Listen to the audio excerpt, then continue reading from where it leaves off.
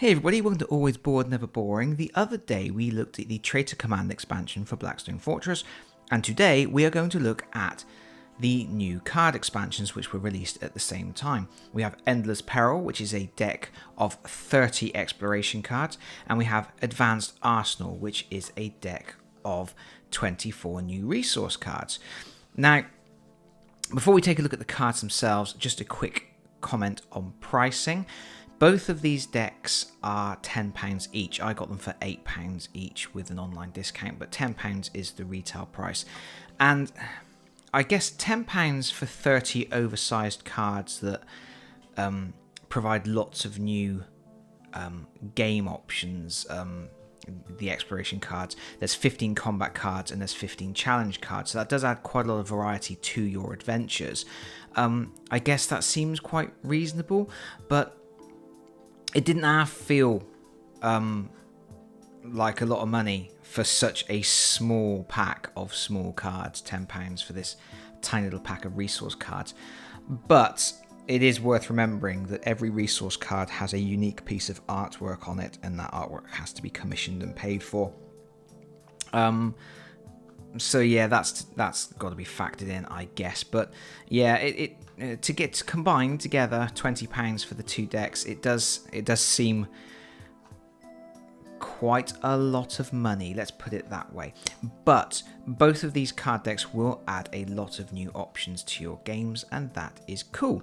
Because when you go on a dungeon dive, it's what you want. You want loads more weapons and things to acquire, and you want loads more encounters and things to fight and things to do. So we'll take a look at Endless Peril first, which is the exploration deck. And I will point out that this is going to be a video that's super full of spoilers. I'm going to look at the cards and I'm going to go through the various different challenges and things that they've introduced. If you don't want to ruin your enjoyment of seeing those cards for the first time in your own games, then you might not want to continue watching this video. If you want to sign off at this point, I will completely understand. Thank you for watching this far. But if you want to see what the cards are like and what I think of them, stick around. Here we go. So here we have our deck of 30 exploration cards, and the way they've done it is they've split it into two decks of 15. So you get 15 new combats comprising regular combats and ambushes, and obviously these just bring new configurations of map tiles using your core set. And I suppose before we go any further, I should also cover the fact that these are cards that you add to your core set of exploration cards that came with the base game. The way this game works is every time they bring out a narrative expansion, the narrative expansion will have its own set of exploration cards. So the Dreaded Amble and the Traitor Command expansions have their separate exploration decks that you use when you're playing those narrative scenarios until you get to the final combat of the expansions, in which case you then revert to your core set of cards, which are the ones from the base set. And these cards get added to that core set. The core set can obviously be used for the narrative adventure that comes with the core set, and they can also be used in one-shots that get published in White Dwarf magazine. They can be used if you decide to play one-shot dungeon delves. There's rules in the core set for just doing a one-off adventure with no sort of continuing narrative or campaign, and you can obviously use those for that. And yes, you can use them in the final stage of the two expansions, Dreaded Amble and Traitor Command. So you can get quite a lot of utility out of these cards. Where was I? Oh yeah, combat cards. They give you 15 new combat cards, and to be honest, I'm not really sure they needed to. Yes, you get new layouts, but it's new layouts with the existing tiles. Some of them are quite interesting. They do things like they've got like this little sort of narrow tunnel, the murder tunnel, we'll call it. And there's one. Where is it? There's one that's kind of like maybe I went past it. They've got this one that's got sort of like the parallel tunnels. And this one, and yeah, the spindly one where you're in the center and things are coming in from the outside edges. So, I mean, there's a lot of variety in the shapes and things, but I do wonder did we really need another 15 combat cards? I don't know. What do you guys think? I mean, is it necessary to have that many different battle plans to fight across? I mean, obviously, you know, more variety is better than less, I guess, but it just feels like 15 cards. Maybe they could have done a few less, maybe 10 combat cards, and then put the extra effort into making some more challenges. I don't know. What do you guys think? It's the challenges that I find most interesting, because if you watch my Trade to Command video, you'll know that at the moment I'm not that impressed with the challenge element of this game. I feel it's got a lot of potential. It's got a potential to have really cool stories, but the challenges at the moment do not really live up to that potential. A lot of them are quite mundane. However, having flicked through these cards, there are a few that stand out as being a little bit more interesting. Still nothing that's really developing that sense of mystery and exploration into the Blackstone Fortress. It's very much a lot of like, oh, this has happened, roll a dice, now that's happened. Although there are a few that are a little bit more interesting. Let's have a quick look through. We've got a chance encounter, which basically you find some prisoners. You can decide to let them out. If you do let them out, you roll a dice, and they'll either be horrible to you or they'll be genuinely happy and reward you. It's a pretty standard, do you do this, do you not? And then there's a chance that it's going to go badly for you. Code breaking is one of the more interesting ones. Not just because it's more than just rolling a dice, but also because it's brutal. It's a brutal game. And it's basically recreating the board game Mastermind. If you've ever played Mastermind, you have one person who lines up a series of pegs of different colours, and then the other person puts pegs out, and the other player tells them how many they've got in the right place and things like that. And then gradually you deduce which pegs are right and which ones are wrong, and match up the code. They're doing that here with Destiny dice, where they've got 3 dice which are hidden from the other players.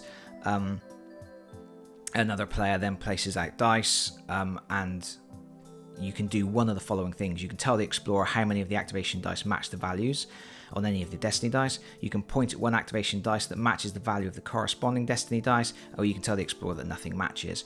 And they've basically got 5 chances to get it right, 5 chances of using 3 activation dice, and if you don't get it right, your expedition immediately ends. That's it. You cannot progress past the barrier. You go back to precipice. Game over. So that could be a real bugbear, especially if you're doing one of the timed missions, if you're doing the core set mission, where every time you go back to precipice, you add a new timer card to your deck, and you know time runs out. It's interesting to have something that does that. This is another quite interesting challenge in that they've put a search icon up here where you can get some loot, but you've only got 2 turns to get from here to here. And anybody who doesn't make it to the escape point, because basically your elevator, or whatever they call it, the maglevs, what do they call them? Yeah, maglevs. It opens here, and this one immediately begins to close. So you've got 2 turns to run across, and there's like a barrier here. You can see there's a barrier. But you might want to send someone over here to try and loot this spot and get a discovery, or just get out. Anybody who gets left behind takes 4 grievous wounds, and they are taken out of action. So again, failure on this challenge is quite brutal. Shocking Architecture is one of those cards that it just feels like it's not doing enough for me. It's one of those cards that I feel isn't living up to the potential of what challenge cards should be. It's just each explorer is going to take 2 agility rolls, and if either result is a failure, they take a grievous wound. Otherwise, they just go on their merry way.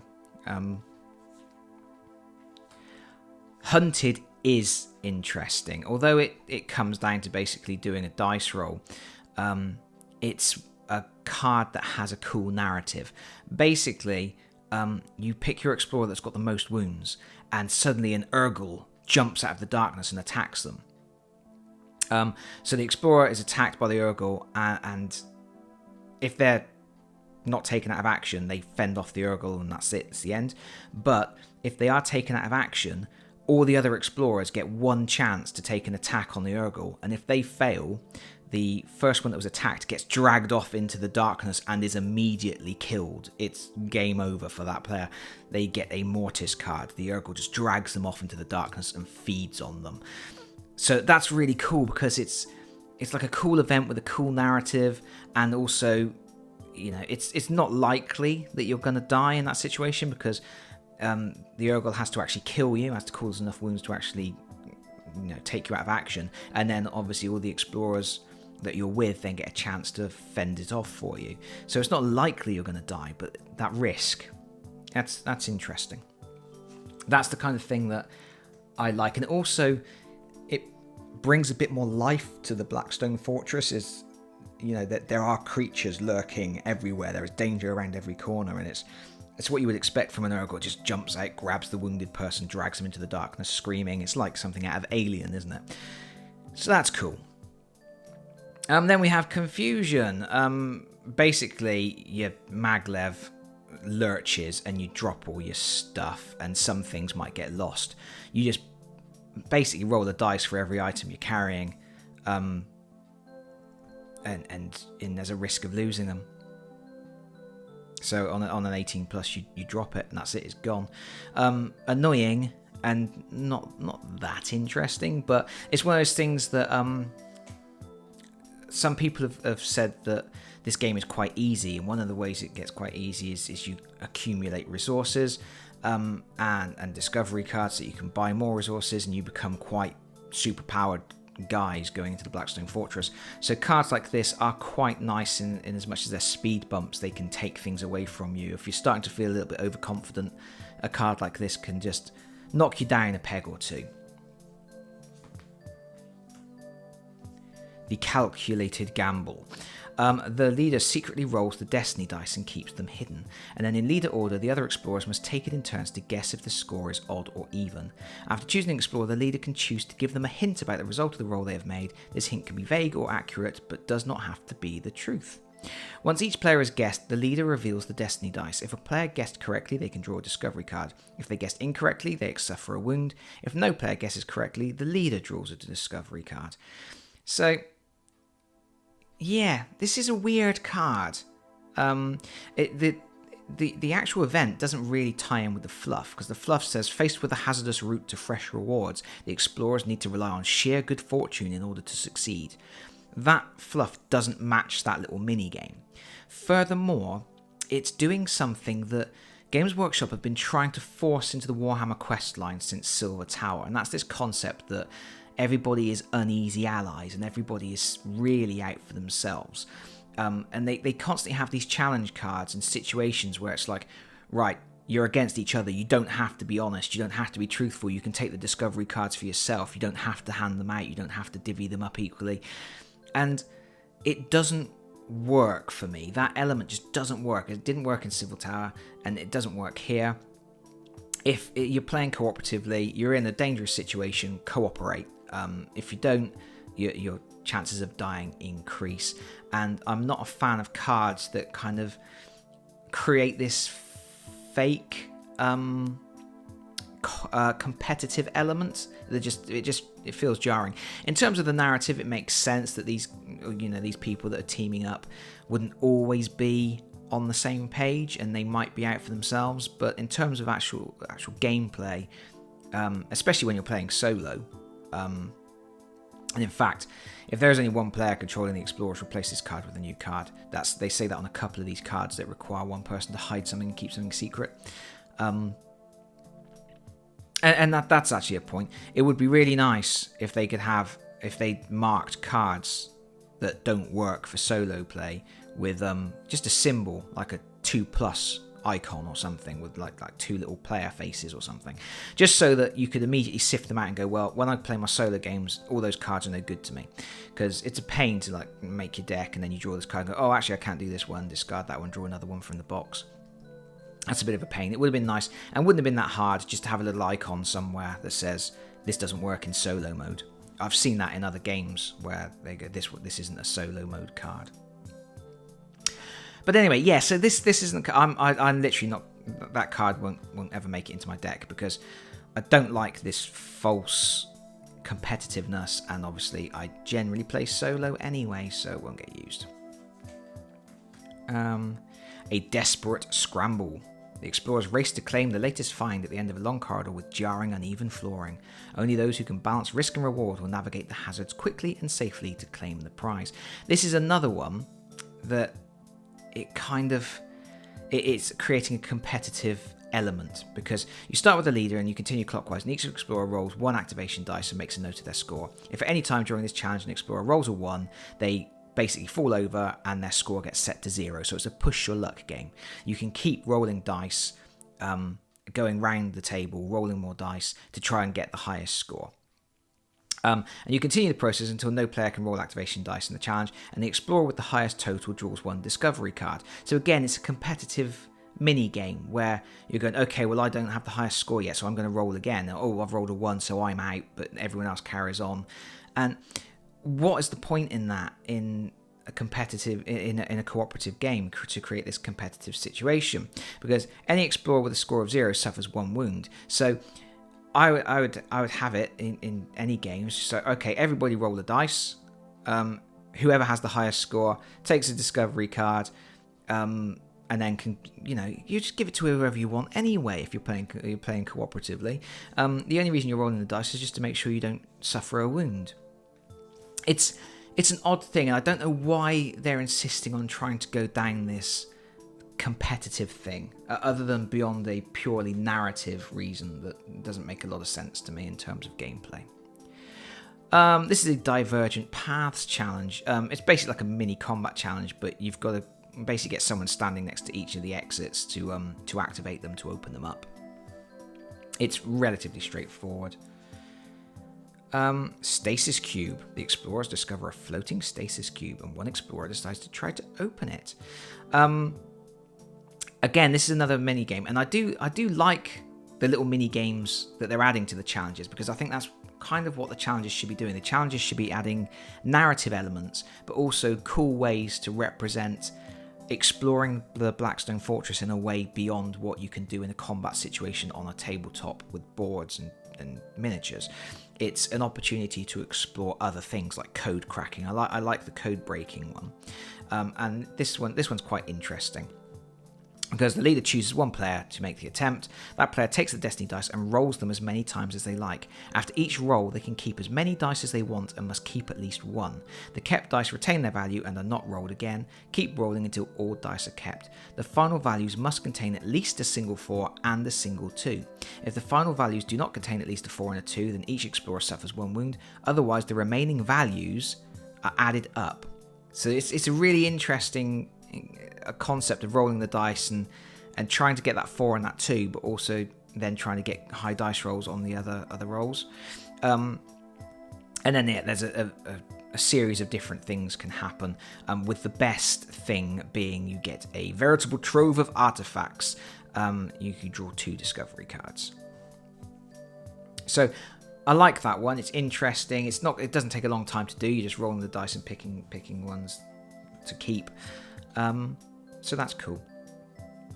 And again, this is another interesting one. Another interesting little mini game. The explorers pass the site of a recent battle and quickly sift through the remains of the valuables. However, not all of the bodies are corpses. So you take the 4 hostile initiative cards and the 4 explorer initiative cards, and you make a deck of those. You shuffle them up, you put them face down, and then in leader order, each explorer flips one of the cards. And if they flip their own initiative card, they get 2 discovery cards. And if they flip a hostile, then they take a wound. It's very simple, and that's kind of fun to me. It's just something different. It's just a little bit out of the ordinary of what you're normally doing in Blackstone Fortress. Hidden Treasures is very similar, except you're flipping cards and you're trying to reveal all of the explorer cards before you reveal all of the hostile cards. and your best success is to get all 4 Explorer cards flipped without flipping any hostile cards, and then you get a Discovery card each. If you reveal any hostiles, you still get a Discovery card, but you take a wound. If you reveal all of the hostiles, then you take 2 wounds, and if you only reveal hostiles, then each Explorer suffers a grievous wound. So it's a similar concept, but you're sort of going until you've revealed all of your cards. Collapse. This is a relatively straightforward thing. You make an agility roll, and if you fail, you roll on this chart to see what happens. What's interesting is that there is no good result on this challenge if you fail. You either end up with a wound, you either end up with your agility being nerfed, or your movement gets nerfed in as much as you can't use 1+ dice for movements until you return to Precipice, with the exception of UR025 doesn't get that effect. So that's interesting. Here we have a mysterious stranger. There's always a mysterious stranger in dungeons, isn't there? They just hang around waiting for heroes to turn up. So the leader shuffles all the Explorer Initiative cards except their own and draws one face down so that they cannot see which Explorer's card it is. Each other Explorer can look at the opposite side of the card. The leader can ask 2 questions which must be answered truthfully by the other players regarding which Explorer's card it is. Questions must be phrased so they can only be answered with a yes or a no. After asking 2 questions, the leader can guess which Explorer card it is. If the leader guesses correctly, the challenge ends. If they do not guess correctly, they suffer 1 grievous wound and are then revealed as their normal selves. If there's only one player controlling the Explorers, replace this card. Again, it would have been nice to have a little icon just to say this doesn't work in solo play. So yeah. And that's cool because it's as the Explorers turn a corner, they suddenly realise that one of their party has been replaced, or so they think. In actuality, it's an advanced holographic system designed to sow discord. I like that because it's adding an interesting element to the Blackstone Fortress and its unique line of defences for people that come to visit. But again, not going to work in solo play. And this is the last card. This one was teased on the website in advance, so people have probably seen this one already. But you basically find a damaged spindle drone. So you just roll a dice, and maybe something bad will happen, maybe something good will happen, depending on what the result is. Very straightforward, and pretty much what we've seen before on other challenge cards. So that is it. That's your lot. So you get your 15 combat cards and your 15 challenge cards, and there are quite a few in here that I find are more interesting than things we have seen before. The ones that have the mini games and things like that, that's interesting to me, and that does bring something new to the table that hasn't been there before. So I'm quite happy with these. There are quite a few that don't work for solo play. I think there's at least 3 that don't work for solo play. And like I say, I would have liked a little icon to sift those out. And I don't really like this forced competitive thing that Games Workshop keep trying to do. I know why they're trying to do it. Games Workshop have always been about storyline. They've always been about the fluff and recreating those things. But yeah, overall, it's not bad. I would have liked to have seen less combat cards and more challenge cards. I would have liked to have see some more cool things that you can do with the challenge cards. But there's certainly some interesting stuff in there beyond just roll the dice and see what happens. And certainly a few things that do make the Blackstone Fortress look a little bit more interesting and reveal a little bit more about what's going on in there and give you a few little fun mini games to play. So not a bad thing. And for £8, I think, considering the amount of variety there, is probably worth it. Phew, that took a long time to get through those, didn't it? But now we have our 24 resource cards. Now, for people who don't know how Blackstone Fortress works, normally you end up with resource cards, which are weapons and equipment, by returning to Precipice. The story of Blackstone Fortress is that the Blackstone Fortress is out in deep space, and there's a ship, a docking station called Precipice, which is like a truly neutral place. Any ships can come and dock at Precipice. They're not allowed to kick off. All the different alien races have to coexist there, and they trade and interact. And then they launch their own individual missions off to the Blackstone Fortress, and then if they survive, they come back to Precipice, they can trade their goods. It's a really interesting concept. One of the things I really like about Blackstone Fortress, this idea of like this sort of Deep Space Nine type space station where everyone is forced to get along. But the way it works, you normally acquire your resources by returning to Precipice and trading in one of the ships that are there. The ships that are available are based on which explorers that you've been using.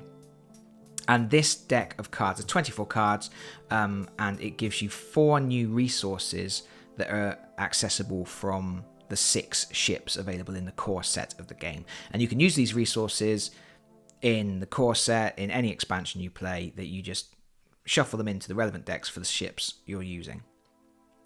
So let's have a quick look. We're gonna whiz through these. Every piece of equipment has, or almost everyone has, a piece of artwork. Some of them don't, but you know, generally lots of them do. So there's a lot more artwork than not. So we have got the Rune of Cain. You can add a triangle to this explorer's attacks for hostiles in hexes adjacent to the explorer until this combat ends, and then discard the card at the end of the combat in which it's used. Hallucinogen Grenade. Discard this card to take the following action with this explorer. It's 5+. Pick a hex with 3 hexes within 3 hexes of this explorer. Roll on the behavior chart for each hostile in that hex. Those hostiles treat all other hostile models in the same hex as if they were adjacent explorers for the results of those behavior rolls. Oh, so it's basically an opportunity to get the hostiles to beat each other up.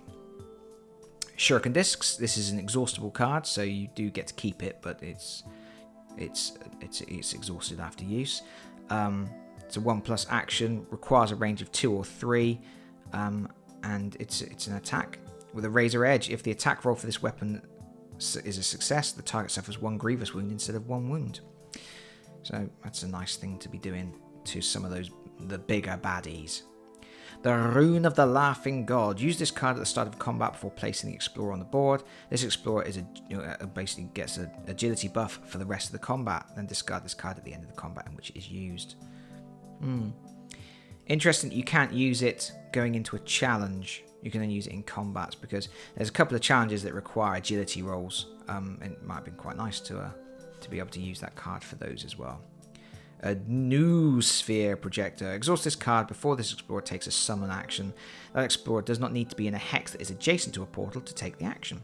Wow. Condemn round. Discard this card before making an attack roll for this explorer. If the target suffers any wounds or grievous wounds from this attack, place 1 additional wound counter on that target. If the target is a rogue psycho, place 1 additional grievous wound counter on that target instead. So yeah, you can kill the psychos. Now for the autoloader, discard this card before discarding or exhausting a munitions fabricatorum card. Do not discard or exhaust that card. So yeah, this allows you. See, this is a munitions fabricatorum card, and there's a few more as well. So if you've got this card and this card, rather than discarding that card, you can discard that one instead. It's just an extra use. And that's quite good because obviously it's versatile enough that you can use it for any. If you've got multiple different types of ammunition, you can choose which one you want to keep. Volkite Serpenta. It's a 6+ action. Exhaust the card. It's exhaustible. Okay, so this one's not actually discarding. Take the line of sight ruler and place 1 end over the center of the hex of the explorer taking the weapon action. Place another part of it over the center of another hex that is visible to this explorer. Pick 1 visible hostile in each hex that the ruler passes over and make an attack roll against each. This attack ignores cover. Ouch. Yeah, that's a good way to clear a path, shall we say. The Dissonance Caster. Exhaust this card when this explorer is targeted by a hostile attack. The leader or hostile player must, if possible, target a different explorer, starting with the closest within range of one of the attack actions available to that hostile. If another explorer cannot be targeted, this card has no effect. Okay, yeah, so you dump somebody else in trouble. But that's okay, you can sort of get your sponge to soak a big attack off somebody else. The Cerebral Scrambler. Discard this card at the start of combat before deploying any hostiles. You can swap the positions of any 2 discovery markers on the battlefield. Okay. A little bit of You can jig the battlefield around to your benefit. Focusing Iris. Discard this card before making an attack roll for this explorer. If the target of the attack suffers any wounds or grievous wounds from the attack, each other hostile in the same hex suffers the same number of wounds or grievous wounds. That's big. That's quite you have to make the decision before you make the attack roll, so you know there's a chance that it may achieve nothing because you're discarding it. But yeah, that could do some serious damage. Portal Disruptor. Discard this card before hostiles are returned to the battlefield as reinforcements. You can choose the portal the hostiles are deployed adjacent to instead of following the normal rules. That's quite nice. You can stick them out of the way or well within line of sight of someone with a big gun. A Trophy Rack. Discard this card before you discard or exhaust a trophy resource card. Do not discard or exhaust that trophy resource card. This is the same as the Reloader, but it works for cards marked trophy, such as this one, the Honored Memento. Discard this card to reroll the Blackstone dice, 1 action dice, or 1 combat dice during a challenge. Oh, right, so this one's actually specifically for a challenge, not actually a combat situation. Fair enough. Here's another trophy. The Venar Spinneret. 6+ action, exhaust to use. Range 4. Pick a hostile that is visible to this explorer and in range. That hostile and all hostiles in the same hex are stunned. Wow, that's quite cool. You can... You know, if you've got someone charging you down, stun a lot of them, and then you can just fill them full of lead. Hiskian Sin Injector. Discard this card to take a move action with this explorer without spending an activation dice. It's an extra move action. It's not great. It's not. Yeah, and that's why it's only worth 1. It's always nice to have an extra move action.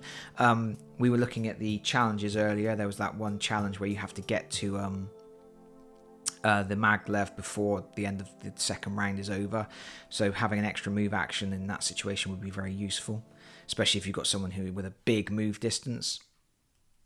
So I can see benefits to that.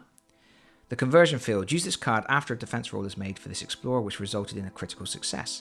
Pick one hostile that is adjacent to this explorer and not stunned. That hostile is stunned. Cool. And you get to keep that as well. It's not discarded or exhausted. Senecrane Gunsight Rifle. Exhaust this card to allow this explorer to take the following weapon action. Wow, look at the range 4. Wow. And it's got side targeting. When taking this attack action, obstruction hex sides and wall hex sides do not block line of sight. This attack ignores cover. Yowie.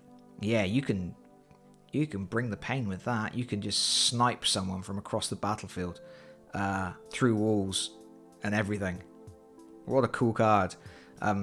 Possibly overpowered, who knows. Emergency comms code. Discard this card to use the support ability on a spacecraft that has already been used in this expedition. The support abilities on spacecraft are usually huge and quite beneficial, and having an extra go at one of them, yeah, that's good. It's good to have.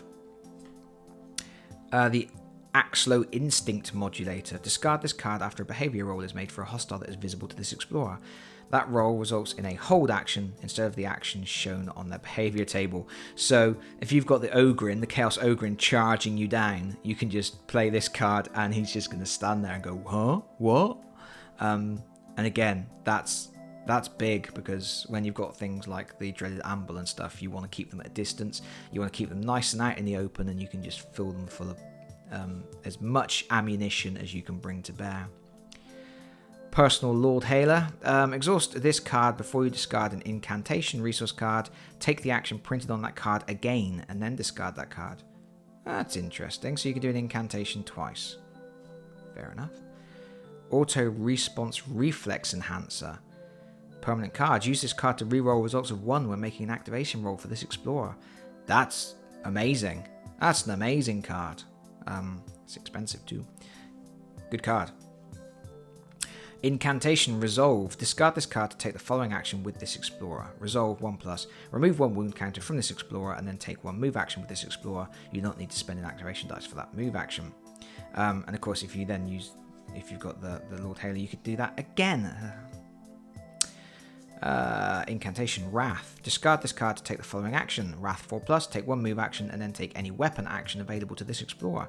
You do not need to spend an activation dice for the move or the weapon action. And again, double down on that. That's amazing. And here we are, we're back at the Rune of Cain. So that's it. Those are the 24 new cards. There's a couple of interesting things in there. Predominantly following, I would think, the concepts that have been laid down in the core set. They're mainly things that you discard, and I like that. A lot of people don't like games where you constantly get things that you end up discarding. This is something in the Dungeons and Dragons adventure games. A lot of the things that you can acquire when you slay monsters are one use or instant use things that you don't get to keep. But I like that. I particularly like one use items because it actually gives you a choice to make. Things that you get and keep, and just say, oh, from now on you're rolling an extra dice in combat. That's not that interesting to me because there's no decision point there. You've just got that benefit, and hurrah, you've got that benefit. But having it so that you lose the card, or the card is one shot until for that combat or whatever, that becomes a real choice then, and it becomes much more interesting. It's like, you see, do I save it now? Do I use it now? Is this the moment where I have to bring everything I've got to the table? Are we going to lose if I don't do this now? And that's what most of these cards do. And there's some pretty interesting stuff, some nice artwork. It still seems a lot of money, £10 for those 24 cards, I have to say. But having extra items is always a really good thing in a dungeon crawler. It's one of the main things about dungeon crawling, isn't it? Acquiring items, acquiring new things, combining your skills and items in unique ways to make yourself extra awesome in combat. So I'm glad to have picked it up. I'm happy to expand Blackstone Fortress as much as possible, but I do feel that the pricing is a little bit off on all of these expansions at the moment, which is a little bit of a shame. But there we go. That is it. Whether or not you think the value is there, I will leave that for you to decide and hopefully discuss in the comments with me. I do my best to respond to everybody who leaves comments and queries, so please do that. And if you've enjoyed this video, I do appreciate it. It's been incredibly long and you may not actually be listening at this point. But if you are still with me, thank you very much, and please click the like button because it's massive help to my channel. And if you haven't subscribed, please consider doing that also. I'm off. I'm done. I'm going to go and have a cup of tea. Thank you very much for joining me, and I will see you all again very soon. Bye-bye, everyone. Bye-bye.